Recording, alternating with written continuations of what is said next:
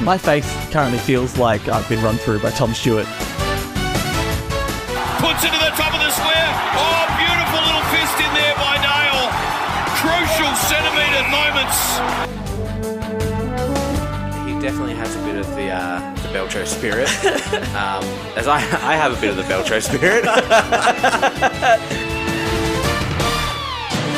Hello everyone and welcome to The Back Pocket. Today, we're going to acknowledge that we got beaten by a really good opponent. But you have to realise in life, there are other things going on. So that's why the podcast is not going to be very good this week. Hi Jack! Hi Alistair.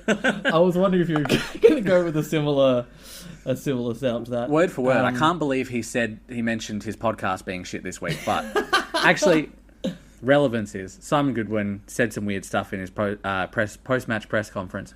Did you see that they were doing a dinner and drinks with the coach video sessions after each round that they have stopped doing now that he's being weird? Yeah. I feel so bad for Max Gawn. Like, he spent so much of the last 3 years just being like, it's all fine, guys. Nothing is wrong. It's all good. Yeah. The club's great.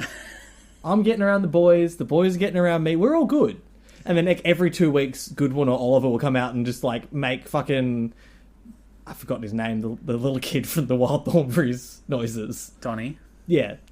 You want to do the noise, don't you? I can't do it. And then Gawn's like, no, don't worry about that. That was a blip. He's never been thrown under the bus himself before. No. Max Gawn, who's taken half of the Melbourne players under his wing. I think they all live in his house in like some big, giant bunk bed system as he looks after them and holds that club together. Man. And like it's obviously been explained a bit more now that there's an illness in the family and they've been dealing with it for a while. It got worse over the weekend. It's kind of calmed down again. But like Goodwin just didn't need to say that. It was so odd. Incredible stuff. I'm not sure we've ever launched so hard into a topic before. That's my bad. That really just opened into the episode. What a crazy week of football again. I think if you got 5 tips this week, you did really good. I got 3. I got 4. I saw someone at work got 6 and I was like, don't know anything about football. Yeah, that motherfucker 100%. don't know anything about football. There's no way.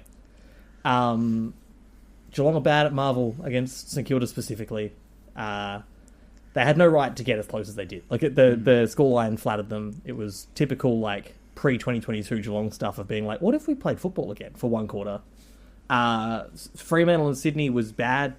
Both of them were bad. North Ball. It's here. It's real. Or is it? Is it? Because they also lost to half of the Bulldogs. So like, I don't know. Because if North Ball is real, then Collingwood must be good, which means GWS is insane. Yeah, we talked the other day about the the trickle-down effect of how much GWS would win against certain teams. But I don't know. It's still too early to say anything, which rolls me into basically half of my topics this week. Yeah, a lot of... my favourite thing, I posted about this today, I was like, very confident voice of guy who is basing his opinion on round 2. Man, everyone really overreacted after round 1, huh? Round 2 overreactions are just as silly as round 1 overreactions. David King has declared that the Melbourne era is over. And that Adelaide can win the flag. Yeah. Adelaide have played 2 average to bad teams. Mm-hmm. 2 teams that most people tipped in their bottom 6 before the season started. Yeah. Yeah.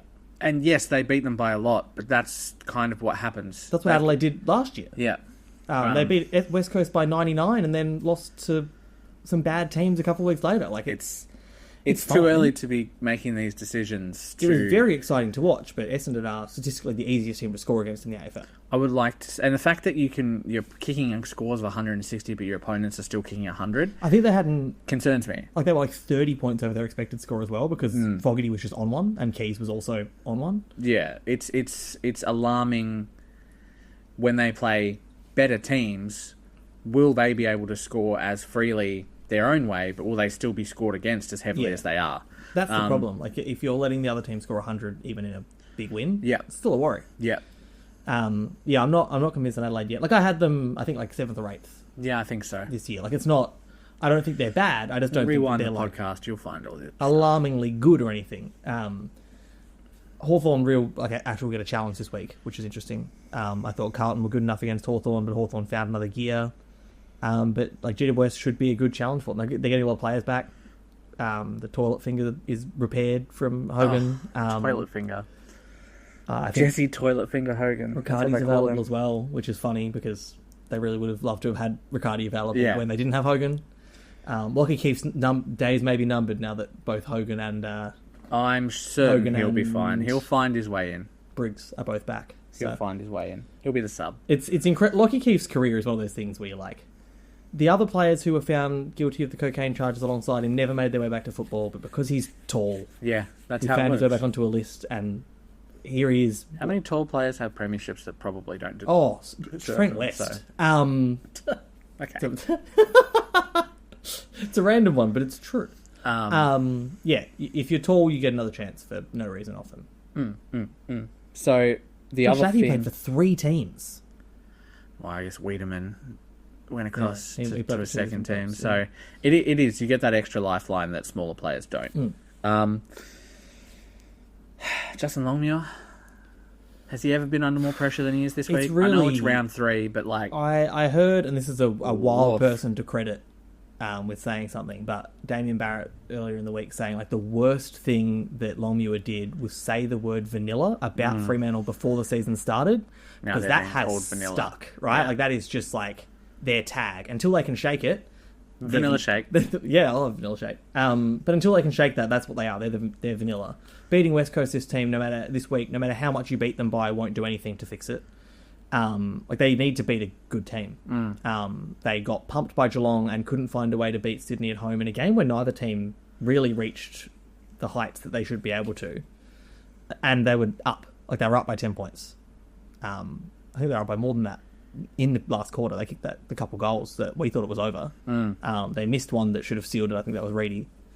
No, it was Patrick. Sorry, Voss, the other one. The 2 tall guys they're rotating to support Jackson until Darcy's back. But like they really threw away another one. That's been their story for the last 8 to 10 games they've played. I think 6... They've lost their last 6 games. I think 4 of them have been under 15 points or something like that. A lot of them they've had a lead or a chance to take the lead. I just think back to the Essendon one where they... That's the one. Like they make finals if they win that game. Yeah. They probably would have just extended Justin Longmuir and it wouldn't be a weird rolling you're an employee. Because he's just an employee now. I think that's the actual definition that's come out of... I think But to fire an employee, don't you need reasonable cause? Yeah. So I'd love to know how that works. They're running in after round 2 being like, here's your first and final. We're putting you on a pip, Justin. You have to improve by next week. Otherwise, we'll be back in this meeting room again. This performance improvement plan lays out that over the next month, you have to have 2 wins. If you you don't take have 2... a single toilet break outside of your scheduled times, you're out of here. He's also, I think, part of the problem with Justin Longmuir is he's a very uninspiring speaker. Doesn't matter what he says to us, though. I know that, but I mean, like, obviously, especially in WA, which is a 2-team town, the way you talk to the media is a lot of, like, your persona to the public, and he really is just flat to the I media. kind of like it in a way. I know it's boring, but, like, I would rather that than have, I don't know, another Ross Lyon or a Chris Scott. Oh, I was just watching White Lotus. He's watching maths now. Yeah, that one scene in White Lotus just lost him. He was gone. he couldn't he couldn't deal with Sam Rockwell talking about stuff like that. He was like, I can't watch White Lotus anymore. That's too much for me. Anyway, what else happened this week? Umpiring was shit. Umpiring was probably the worst I've seen it. I feel like we say it every year, but this round was particularly dreadful. I don't think, and I'm not saying this influenced the outcome, but I don't think we should have an umpire who's employed by Sportsbet. Is there a odds on? Like, can you get odds on how many free kicks are paid in a game? You could, but not through Sportsbet. Shame. But like, it seems bad. Like there was it like Nick Blakey and a couple others got made to shut down that podcast where they just talked about racing. Tom Papley, maybe? Yeah, like they were just talking about it. Whereas like Nick Foot... No, they were talking about odds. Yeah, like that is racing, right? Racing is just odds. Whereas like Nick You don't Foot care about the horses? works for Sportsbet. Well, I do. They don't. Yeah, it feels bad. It doesn't pass the AFL's favourite metric, the pub test, right? Like Sniff it's test. not good. But I mean, he wasn't even the worst one. Your favourite umpire, Nathan Williamson, was Nathan Williamson makes some bizarre decisions. Willy-nilly calls. But Ed Richards came out in the media and potted the umpires this week, so they're cooked. They're cooked. They're not going to get a single free kick this week. I've never seen a game like this. I think this goes for that game. Like, there was poor decisions all round, but I don't think any of the others were like one team was favoured by them. There was just some baffling decisions all weekend. But I've never seen a game where like the media and public were all just kind of like, "What was that?" It was that deliberate out of bounds, and then the not insufficient intent. Yeah. Sorry, and then the not insufficient intent straight after it. It's kind of wild. And say what you will, sure, in some games you wouldn't call that. But the Collingwood player kicked it directly to the boundary where Nick Dacos picked it up and limped over the line. The fall over was a nice touch. He had also like the ability to turn around. Early in the game, Dacos getting that free kick that Nick Watson would dream of. Yeah, raising the shoulder. Like, dropped the knees, raised the shoulder. And look, I know that Nick Watson doesn't get them because he's Watson, but like I don't mind that because I would prefer that no one got them for that action, right? Like it's I was steady on that before. But like I don't want it to be a rule for one player. I want them to like stamp it out completely. And that's where the funny thing, this draws onto another discussion. I've seen a lot of chat about Harley Reid staging for free kicks.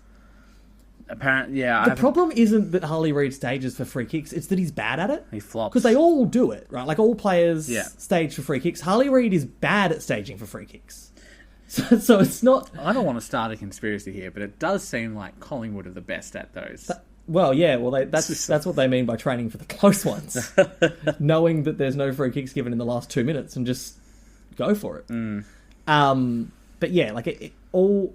And flipping off the crowd is the biggest non-event in football news I've ever seen. I saw the footage. If you're going to be a fucking pelican in the crowd, you're going to get flipped off by a player. I saw the guy screaming at him, and Harley Reid flipping him the bird's funny. And he laughed when he did it. Like, Harley Reid, a little laugh on his face. Oh, it doesn't matter what Harley did. He's offended the public, Jack. Yeah, I know. There was kids in the audience. Think about the metrics. The kids couldn't hear what the man was saying to Harley, but the kids could see the finger that Harley gave back to him. Yeah, I've heard some truly abysmal things in the crowd at football games. My God. Like, it's definitely not as bad as it used to be, but like the homophobic and racist diatribe that you hear in crowds is insane.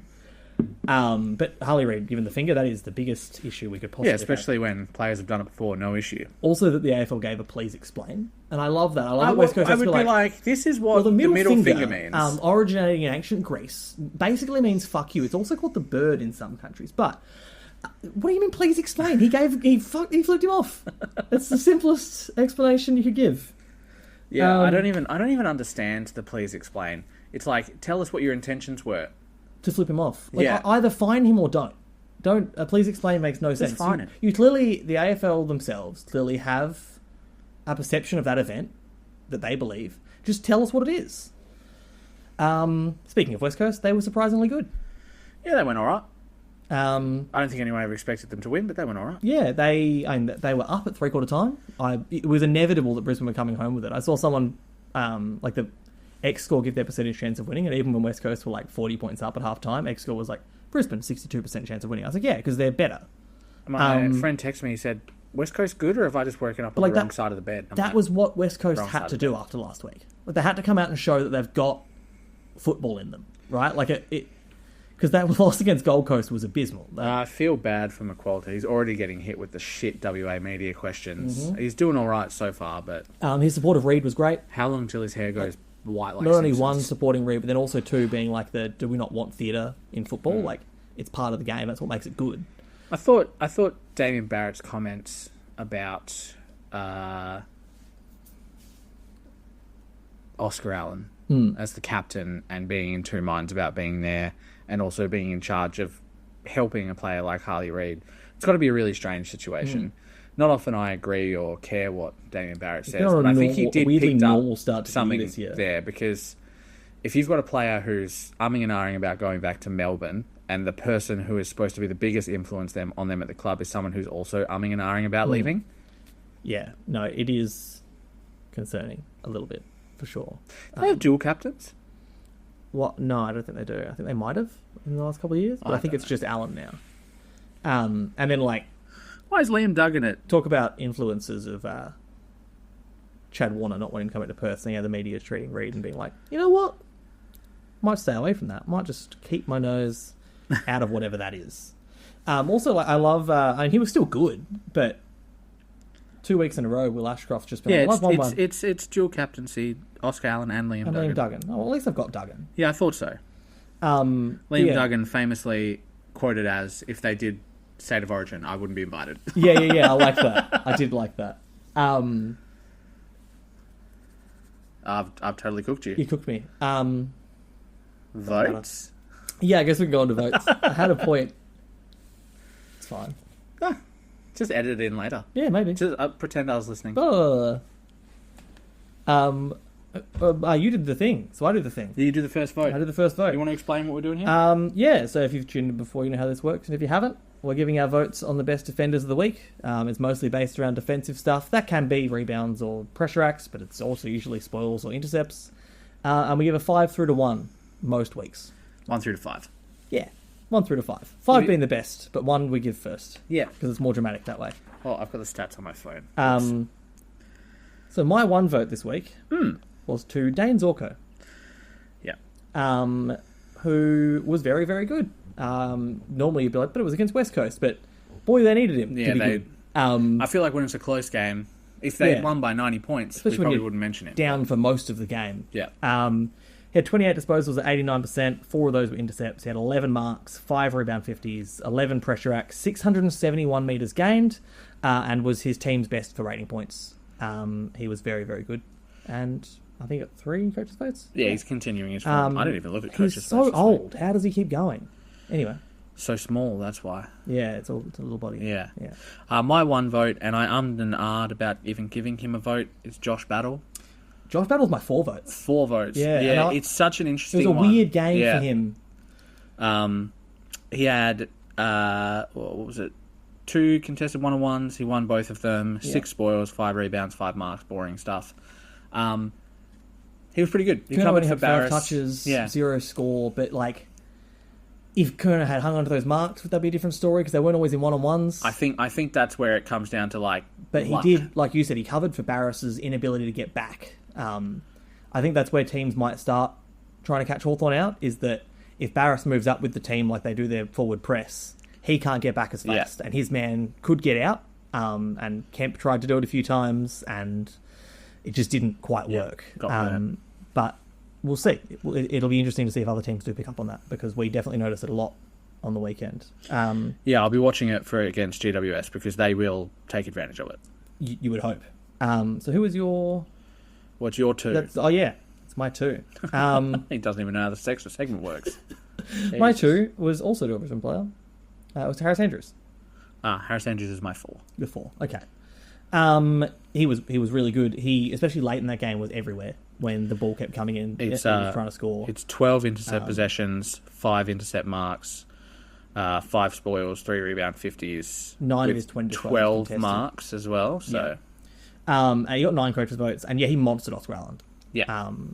He was getting monstered quite regularly. He is, yes, which is concerning. But you still have to do it. And like Allen is a threat up there, and West Coast were getting the ball in, which is a big difference to what has been happening recently. And Harris Andrews wasn't letting it stay in there. He's just so tall. Like he's really good. He moves so smoothly for someone of his size that he just gets to packs and nullifies them. I think it's a side note. I think it's been interesting. My experience of doing this podcast is this is the 4th year now. Yeah, is starting off going, Harris Andrews is a bit overrated. To no. Harris Andrews is really he's good. Adequately rated. He's just very, very good at football. Yeah.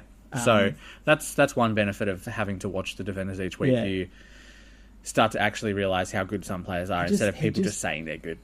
Yeah. There you go. That's doesn't my seem like Harris be a great Andrews. beer. That's my only thoughts on that. Harris Andrews. He might be. It just could be my vibe. His face is too small for a good beer. Yeah. But he's got that, like, there's a few of them now. Both the Ashcroft boys have it. Real lion's mane shaped hair. Yeah. Like it sits around the side of the head. So I do rate that at Brisbane. Like they all look like... They recruit for it, obviously. What was his name? That Johnny Bravo Lions mascot back in the day? Don't know. They killed him. They've got a new mascot now. They did. He's still alive in mascot manner, bro. Lived under my heart and someone's Nintendo DS. Who was your 2 votes? Did I do 2? Yeah, 2 votes for Jeremy Howe from the Collingwood Football Club. He was in my special mentions. I did think Jeremy Howe was really good again. Quick rundown of his stats. No losses, 6 spoils, 10 rebounds, 7 marks, I think, total. He played a really good game in a defence that looked shaky. Yep. And I think I said that in round 0. Like, he was their best again. So he's holding them up quite well in the absence of, as we say almost every week, no Nathan Murphy anymore. And then Reeve McInnes has done his ACL. He's done his ACL, sadly. So that's brutal for them as well. So, yeah, I do agree. So your 3. My 3 was to Big Chom. Yeah, I've also got the Chom. Charlie Comben. He was really good. I've seen North fans online being like, he just doesn't lock down enough. It's like, are you watching him cut off like every ball that goes inside 50 for you guys? 12 intercepts, 8 out of his 12 marks were intercept marks, no contested losses, 3 spoils. 4 I think rebounds, he's fine. 5 pressure acts. I think he's fine. He was really good. I don't know, stats don't say everything, but they also won by 60 points. Obviously, they blew them away in that last quarter, but when they weren't blowing them away, it felt like Melbourne were kicking it to him. Like, he was just floating across to every single pack and nullifying it. And obviously that's the advantage of being a massive, agile unit against a team that don't have many marking forwards, is that you can just have this, confidence that you are able to crash that pack. But it's also another thing to half the time mark it and then just get the ball out. Yeah, he's good. He's come on. Side note, have you seen the video of the North Melbourne players talking about what Clarko's nickname for them is? No. So his name is Charlie Comben, so everyone calls him Chom. Yeah. But Clarko's senile, so he misheard it as Chomp, so he's been calling him Chompers. That's really funny. All of his nicknames for his players are stupid and old. I bet. I hope my dad would find them really funny. Probably. Who would probably listen to this. So, hey, Dad, you should look up that video. I know you don't really like Alistair Clarkson, but... Yeah, get on the TikTok, Terry. Be a menace on the TikTok. We've done our 4s, because mine was Harris Andrews and yours was... Josh Battle. I have a feeling we might have the same 5. You just Jack shoot. Henry. Jack Henry. I was like... Rare that we give a 5 and a loss. No Geelong player other than him deserved to be in the coaches' votes, and he wasn't, and that kind of shocked me. What the fuck? Fuck? Yeah, not in there at all. Held them together for the first half. He had 15 disposals at 93. 11 of those 15 were intercepts. 8 were contested. He had 10 marks. 6 of those were intercepts and 4 contested. 6 spoils, 10 pressure acts, won all 6 one-on-ones, and had 3 score involvements, and 2 of them were launches. He was phenomenal. He was great, especially in a game where Tom Stewart went down as well. Yeah. That's crazy. O'Sullivan really supported him later in the game, like he really came into it a bit, but when St Kilda were just belting it in there constantly, it was the only defence was Jack Henry. It was like one of the best games I've seen him play when he was desperate. We earmarked this earlier in the year that a fit Jack Henry is going to do good things for Geelong, and I know they lost, but you can see the prototype is there in a game where they had Tom Stewart playing. That huge difference it would make. Absolutely. I thought he was brilliant. So, 5 votes Jack Henry makes sense. I thought we would be similar. He's got to be leading this award by now, right? Yeah, we've already given him votes. You got a 1 and a 2, I think, and now we've got a 3 10. maybe. So, yeah, that jumps into the lead pretty quick. Good start. And my special mentions were to Caleb Daniel. Yeah, fair. Anthony Caminiti. Connor O'Sullivan's just for rising star. Pretty good third game. Rui Lobb was good. And just specifically that Liam O'Connell mark. I thought you were going to say specifically... Oh, no. the punch to the face not to the Mason punch to the Cox. face, which was apparently, even if Cox was concussed, totally fine. Which, want to sit on for a second, just didn't want to be tested. Concerning. Just didn't get concussion tested because didn't matter. I only have one honourable mention that's the same as you, and that's Liam O'Connell for that mark. So what an insane mark. Yeah. Between 2 players. I will say, if there are 2 Geelong players I would like to be backing into, Ted Closey and Jai Clark are probably them. Like if there's 2. But gutsy. What's that? It's his second game of football? Second, yeah. And just to... Irish too, so... Yeah, just to go back with it like that was awesome. And it probably saved the game, realistically. Geelong kicked that. The run's on. They only need 1 more goal after that. They don't get it. The desperation sets in. St Kilda held up the ball for a while after that too. Awesome. My list of honourable mentions really quick. Nick Murray from Adelaide. Quite good. Yep. Bailey Dale from the Bulldogs. Very, very good. Yep. Ben Miller from Richmond is really shaping up to be a player this year. I thought Jacob Wiedering was good again. Yep. In a backline that's a bit under siege. And Bailey Williams specifically for the double save. Yes. Oh my goodness. Which was incredible. I can't believe you didn't mention it. Oh, I Yeah, I Obviously, believe they lost that that game, but if they'd won, it would have been because of Bailey Williams. From the back pocket account, all caps posted Bailey fucking Williams when he did it. That was one of the most insane moments I've seen. Like, it was up there with that Bailey Dale one. Yeah, the spoil and then having to run back and rush it through. Yeah. So good. Bulldogs, not like the loss doesn't help, but considering how many outs they have, they can't be too upset with where they are. I think they're tracking okay. It all depends on how the next 2 weeks go. Again, they've got a rough few games coming up. They just need to win one of them. They obviously just lost Trelaw for a few more weeks as well. So their makeshift midfield will have to make do. 2-3 after their first 5. I think they'll be very happy, but they very easily could be 1-4. What else do we have happen this week? Nothing. It was a pretty quiet week of football, which is why everyone was talking about Harley Reid. Yeah, I was looking at like the news stories about what can we talk about, and I went, it wasn't a lot. I don't want to talk about. Well, we did talk about it for ages. Actually, Harley Reid. I didn't want to talk about it. And Goodwin. Yeah, just two guys having a bit of an episode. I did enjoy. Lost that now too, haven't I? Yep. Wow, you're on a Final roll. fire. Oh yeah, today. no, I enjoyed like all pre-season. Justin Longmuir being like, we'd rather play. Like, we think that Reedy is a better footballer than Voss, so we'd rather play Jackson forward and have like Voss rucking most of the time. Yeah. And then that didn't work in round 1, and they swapped them out, and I was like, maybe that was the right idea. And then I looked in Patrick Voss's defence. And then I looked at Voss's. He had a -6 rating. Oh. He had 6 shots He on looked goal. like way more of a footballer than Reedy did. I think if he slots 1 or 2 of those, we're talking about him in a different light. Yeah, absolutely. Um, But it was just the fact that he had that shot late. Like at one end, Marty kicks one, and then the other end, Voss misses one. The Fremantle reaction would be to change that again. To go, right, Voss didn't work this week, so let's do Reedy again. They looked significantly They need to lock better. that in until Darcy's Yeah, I think... and I actually got a really good article sent through from Cody Atkinson from HBN today. But they wrote a couple of years ago about the significance of like 2 rucks versus a ruck and just something backing up. And almost all of the time, the 2 rucks was worse for you as a team. And the only time it was better was when that ruck rated really well as a general footballer as well as a good ruck. Yeah. There's no point having a second ruck if they're not in the top 50% of footballers, which is why it works with Jackson and Darcy, because they're both still in the top 50% of footballers. But when you put someone, no offence to Liam Reedy, who is a perfectly fine just ruck, in the team, it brings your whole team down a bit. I think it's going okay so far, but I think Nick Bryan and Sam Draper is a good example of that. Yeah, I think that Draper kicked those goals on the weekend, even though his own crowd was booing him for his kicking action. Same. I can't degrade him. They both went through. They went through, so who cares? It looked worse than Mackay doing it somehow. Yeah. Because he's weird shaped. Like everything he does. I think it's just because he went the other way. If he'd turned to the left, I wouldn't have had a problem. He was so odd to watch. Yeah, shushing his own crowd. I've never seen someone shush their own crowd in a game of football before. That almost broke me. But yeah, I do agree. I think Brian could be all right. I think Brian's good, and I think if Draper could stop doing Draper shit, he'd also be fine. But there's just something fundamentally not football about his brain. I think if Draper signs that long-term contract that's floating around, I think Brian is one of those that other clubs will hunt around for. Because I am fully on board with the 2 ruck setup. For most teams, doesn't work unless.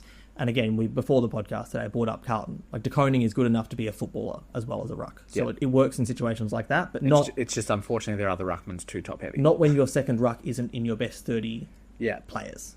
And I think teams are moving towards that. We also talked about... This is an interesting one that I think people aren't picking up on yet, which is there was a lot of discussion about Cripps rucking. And last year, a lot of chat about Bont rucking. Everyone's kind of doing thing. It's now the norm. I think that they would prefer to have the ruckman filling space for the next kick when it's not in the centre of the ground, or being the next kick out when it's in. Like if you're in your forward 50, you want the ruckman guarding that space. You don't want them taking that ruck contest. Like Geelong were even electing to have Patrick Dangerfield in the ruck, even though he's hugely undersized. Yeah. Just because it frees up your ruck to be that guy down the line where you really need him. You don't want to have the opposition's ruck as a get-out kick because your ruck's rucking inside 50. Like, it's just a bad structure. It's just one of those things that Richmond had sewn up early with Sean Grigg. With Sean Grigg, yeah. And Nankervis was taking those relieving marks. Absolutely. And, like, it's weird that a lot of footy people haven't caught on to it yet. Yeah, because I think the commentators just hate seeing a good midfielder. a good midfielder taking the ruck. But Yeah. if it's just occasionally, and Aaron Norton was shockingly good in the ruck in the middle Yeah, last week. that I don't know was- why they haven't done that they need to do that more. more. Like, because he's, a good footballer. So when the ball comes to ground, Norton's another person who can run with the ball. I think they lost that game because they moved him out of the middle. Yeah, it was very strange. They went back to English when they had those 3 centre breaks in a row.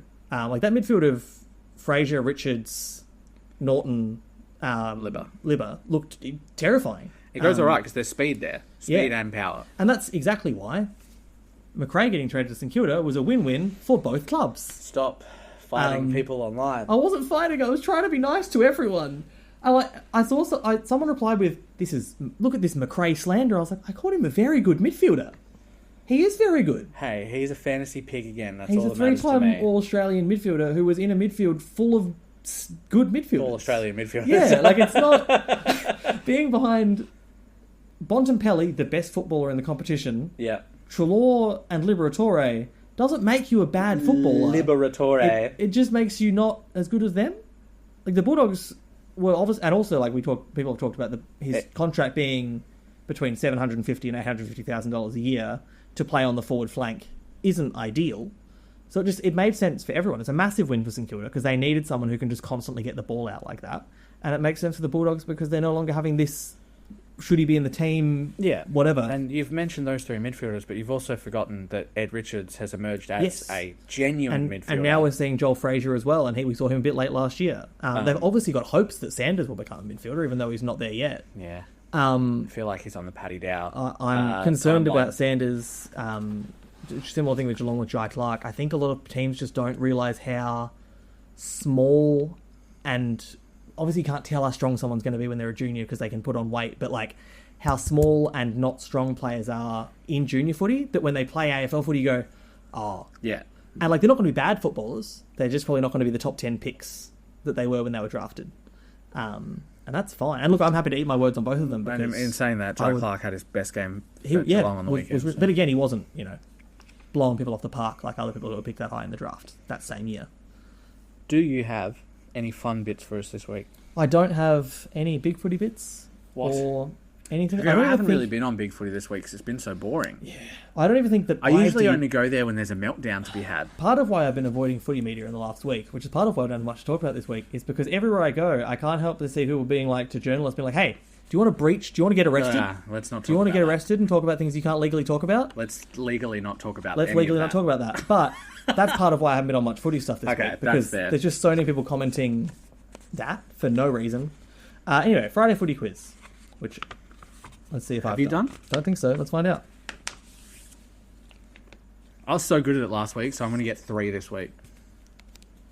Oh, I don't think I did, but I know the answer to the first one.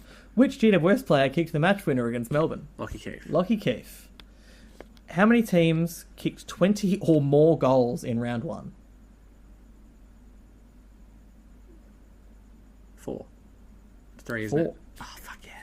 Which of the Koning brothers had more disposals in round 1? Correct. I reckon it's closer than I think. Only 3 more. 2 of Melbourne's 5 round 1 debutants were recruited from which recent VFL premiership side? Fuck. Werribee. I did get this one because I remembered Aaron Johnson with his bald mag. I had to think back. Yeah. That yellow kit. Name the Fremantle debutant who put 4 goals in 6 minutes. Murphy Reid. Superior. I had to go back and edit my article about Essendon today because I accidentally wrote Murphy Reid instead of Zachary Reid. Since 2000, only 2 players have kicked 4 goals in a quicker time. Can you name either of them? Fuck. I reckon I can. Eddie Betts. I couldn't either. But it's Jack Rewalt and Matthew Lloyd. Yeah, I wouldn't have got that. Footscray have won 2 V/AFL premierships in their history. How many other grand finals have they played in? 1. It's more than 1. 2. 1961 was the other one. Other than 2021. Yeah. Which club did Footscray nearly merge with in 1989? Oh, this is all over the fucking... Was it Fitzroy? It was Fitzroy. The crazy thing about that was Fitzroy were the club with the money. Yeah. in 1989 compared to Footscray. I was literally going down the AFL ladder in my brain. I'm like, And then, like, Fitzroy 8 years yeah. later, Fitzroy ran out of money. So good thing that the Bulldogs didn't merge with them. well, they would have Bulldogs money. There was loads of that going around in 89, that's for sure. Rumman, the name of Tasmania's mascot, who we didn't talk about last week, what a gem, is a colloquial word for what? It's like mischief or mayhem or something. Yeah, is an odd or eccentric person. Short for rum one, as in, like, just a drunk man. Oh, that's a weird thing to name It's your a mascot weird thing after. to name your mascot after. Yeah, I remember you telling me and me going, that's dumb. Yeah.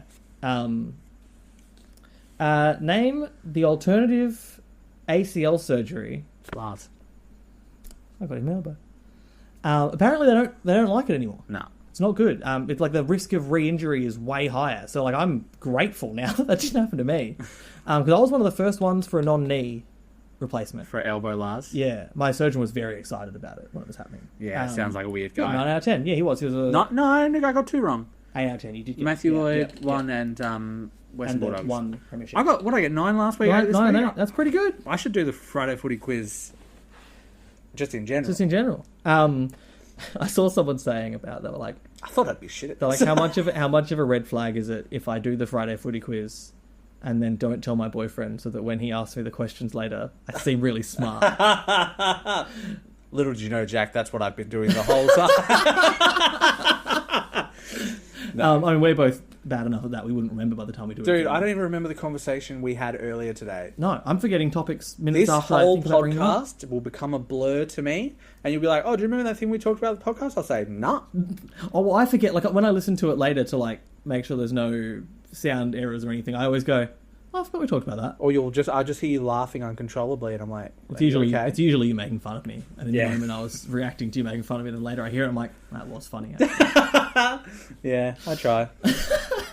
Oh, I thought we were done. We've got the games of the week. Oh yeah, there's a week of football coming up. It's a whole other week of football. That's Friday- it, guys. Round 2's over. David King tried to do Friday Footy Heroes without Jonesy the other day. They tried. That was really funny. Wasn't the same. It's not the same without Jonesy and they're naming the most obvious footballer. Game of the week this week. Never thought I'd miss it. Yeah, I mean, Geelong Brisbane has to be a candidate. I've written down 4 options. Okay. Friday night, Carlton Bulldogs. Yep. Coin Saturday toss. night, Hawthorn GWS. Saturday night, Brisbane Geelong. On at the same time. Absolutely Frustrating. stupid. Yep. Derby. Love a derby. Anything can happen in a West derby. Coast won in the derby last year, Anything can happen in a derby. and it was insane. I I remember talking to Tim about it before the derby, and I was like, I think West Coast are a chance here because Freo play too slow. It's a West Coast home game, so there's no Wharfie time. No Wolfie time. Well, there wasn't. I've heard from Fremantle fans who were at the game last week. There was no Wolfie time. Well, isn't that what the bells were? There was like bells going off halfway through. I don't know. one of the quarters. I was told there was no Wolfie time. So maybe there Well, was, that's why and that they person lost. just missed it. But, well, the last time I was there and they called Wolfie time, they had 3 goals in a row kicked against them. Here's a fun fact to sway you as to why Friday night is not going to be the game of the week. Yep. Carlton, as the home team against the Bulldogs at Marvel, are 0 from 8. Oh! Other way round, they're fine. Oh, Home team, 0 from 8. that's so weird. Yep. All right. Well, I mean, to be fair, I spent all of last week telling you that Geelong was going to lose and you didn't believe me. So I'm not going to fault you on this. Maybe it's No, true. Well, I really didn't believe you. uh, Honestly, I'm still not sure it was real. yeah, it's a weird one. It's apparently the first time St Kilda have beaten Geelong 4 times in a row at the same ground since like the 40s, like at Moorabbin, which is crazy, but it's just a thing now. And they should have lost the one before it They're too. not getting 4 in a row at GMHBA. They only play at 2 stadiums. yeah. For now. If they played at a final, They should play now. now. They would play at MCG. MCG. But I'm picking Hawthorn GWS. That's my pick. Yep. And it sucks because I also think I'm picking Hawthorn GWS, You'll- which is a shame. you'll because be I watching wanna the watch other game. We're going to have to get the laptop out and bring the charger over here and shit again, like we used to. All right, let's just do tips quickly. oh Jesus. Okay, sure. Essendon Port. I am tipping. I actually can't remember. Hold on, let me open my app. I'm tipping Port, but like I've tipped Essendon by I'm 8. not confident. I feel like Essendon should come out firing this week, and I don't know if Port are very good. But I'm still tipping Port because I think they're they're good. I just think about what Port did to them last year, and they're not that much different. Port have good players. They don't have Dan Houston, and he was probably best on ground in that game. No, he wasn't. No, it wasn't. It was Their Rosie midfield Butters. destroyed Well, they don't have them. Butters or Houston. And Essendon midfield is a little better now. Or Dixon. And slow forwards love to kick goals against Essendon. Yeah, I will pick. Or Radicalia. I will pick Essendon. Carlton Bulldogs. I'm tipping picking Carlton. I have currently tipped the Bulldogs, so that might change for the weekend. But Melbourne Gold Coast. Rosie had 36 disposals and 3 goals too. Horn Francis had 31 disposals and 5 tackles. Butters had 26 and 7 tackles. Dan Houston had 20 disposals. Yeah. Sorry, just needed to go Yeah. back and check that. Melbourne Gold Coast. I'm tipping Melbourne. So am I, and I'm not. It's gonna. The era's not over. It's not over. It's not over. I'm still a I believer. saw someone trying to mock and they're like, it's hardly an error. They won one flag. I was like, everything's an error. Like the kneeled error was an error. It just wasn't a successful one. St Kilda Richmond. Tipping St Kilda. St Kilda. Not with a great deal of confidence. It would be very St Kilda to drop that game. Extreme, like to lose as badly as they did in round one, fire up to beat Geelong, and then lose to Richmond would be on brand. Hawthorn, GWS. Tipping Hawthorn. I'm tipping Hawthorn. It Brisbane, being in Tasmania doesn't matter too much because GWS play everywhere. Brisbane, Geelong. I'm tipping Brisbane. I'm tipping Geelong. You would. Even though I tipped it the other way around in the corresponding fixture last year. I think there will be what's the word? Alarms at Brisbane going, hold on a minute. Look at what we dished up against West Coast. We need to fucking pull our heads in. But I think the same should be true for Geelong, Yes, but they are travelling to the Gabba. where they won last year, and it's going to be... What's really funny is I love that the footy gods have gone, no, I said it was going to be really wet when Geelong play Brisbane at the Gabba. I don't care if it's 3 weeks Cyclone's later. back, baby. It's going to be really wet, and they're predicting 45 to 80 mils of rain. Which is good. Adelaide North. I'm tipping Adelaide. I'm tipping Adelaide, but I wouldn't be shocked if they lost Neither would I. West Coast, Fremantle. it. You would be insane Not to tip to Fremantle. tip West Coast. As much as I think anything can happen It's in a read on derby, read. I think Fremantle should win this. And if they don't win by 80, they should not show up the week after. Who are they playing the week after? Well, they're playing the week after. The Bulldogs. Bulldogs. I mean, that could be fun. And who's going to win against the bye? Collingwood or Sydney? Well, the tipping app... not the tipping app. The Footy Live app that is Sportsbet owned still says that Geelong have their bye this week. So Yeah, Geelong's winning the Fox bye. Footy released an article about how Brisbane have the bye this week. yeah, so Brisbane or Geelong will probably win the bye. Yeah, that's because true. They'll You're score right. Yeah, it's a good point. more They'll than the score more. teams that are actually having the bye.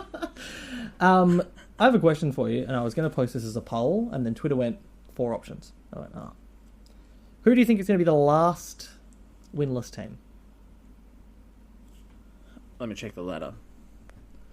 The winless teams are Carlton, Melbourne, Essendon, Fremantle, and West Coast. I think your biggest chances here, Melbourne will get a win soon. I think Essendon have a chance to win this week. It's going to be Carlton or West Coast. I think it's West Coast. They play each other in round 5. It could be very interesting. It genuinely could be the game. I'm but hoping Carlton have at least 2 wins by then, but we will see. You would hope so. But yeah, that's a possibility. Yep. I think West Coast have to be favourites for that. But if Melbourne play the way they did this week... Well, what are Melbourne's upcoming games after? Melbourne have Geelong next week in Geelong. Not ideal. And then they have Essendon. So that could be a decider between those two Yeah, teams. it's the same round as Carlton West Coast, so And then, yeah, Melbourne have 3 after that. that So could be that could be literally an interesting round. 4 It could winless be- teams. Yeah, all playing each other, which would be Yes. crazy. Especially considering you've tipped 2 of them to win this week. Yeah, Essendon have the bye next week, so Yeah. if they lose to Port, they will be winless going in against Melbourne, and if Melbourne lose to Gold Coast and Geelong, they'll be going winless into that as Which well. are not hugely So unlikely. there's a scenarios. chance there could be a bottom 4 off in gather round. I think that... Are they back-to-back games at the same venue? Oh, that would be crazy. Be the best day in the world. Yes, They are? they are. Not quite back-to-back. But I like, think there's a little break in between. same day. Yeah. That could be the ultimate, like, tanking... You go to Carlton West Coast, you go to the pub, you have a feed, you get a beer, you go back in, Yeah. you watch Melbourne Essendon. You find out who really is the shittest of them all. I saw a lot of people are getting really hyped about North. Like, they're on the way back up.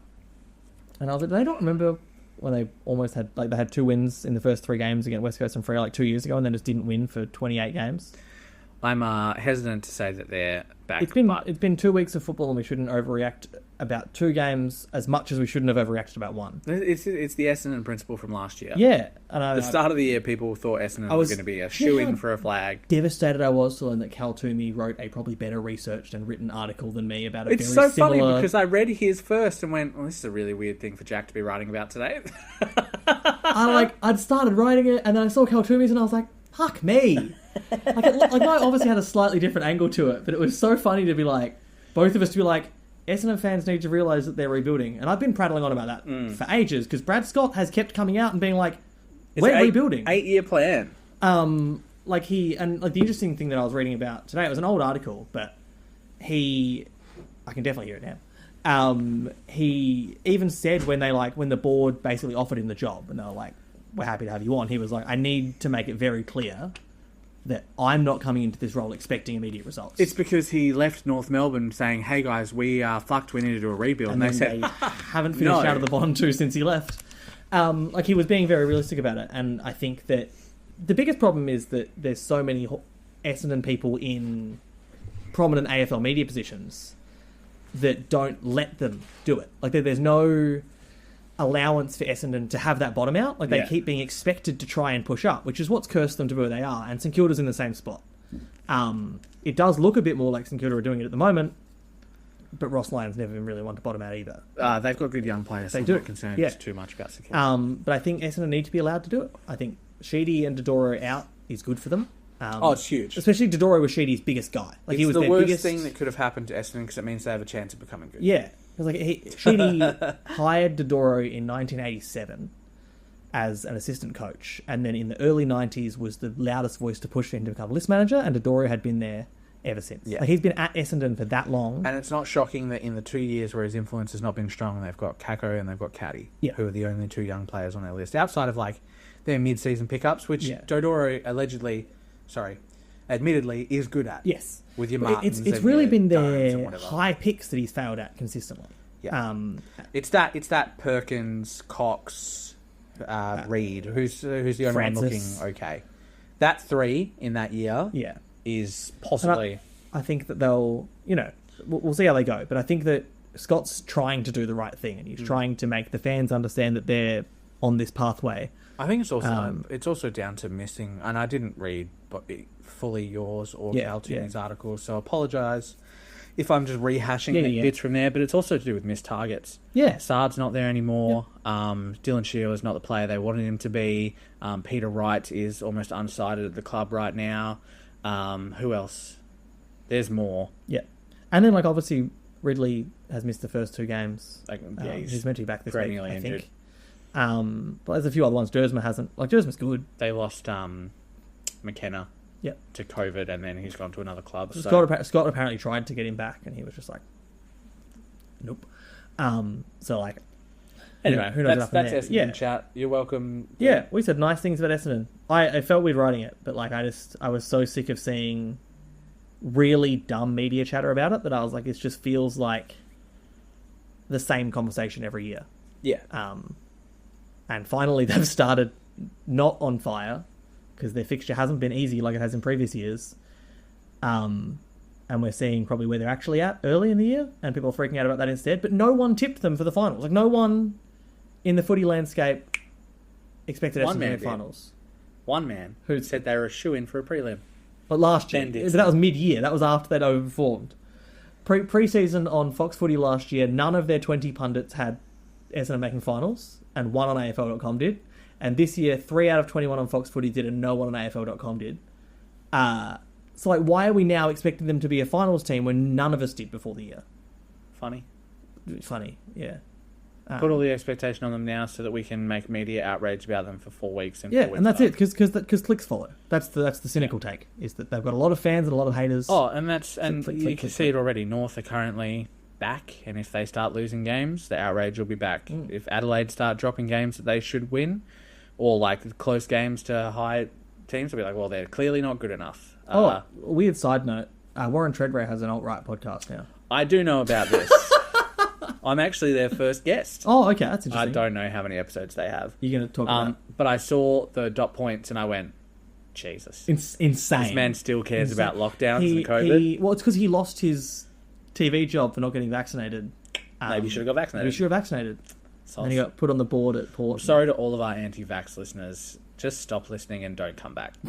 Sorry. Yeah. And all of our Warren Treasury fan listeners, that glove probably stank. That's all I'm saying.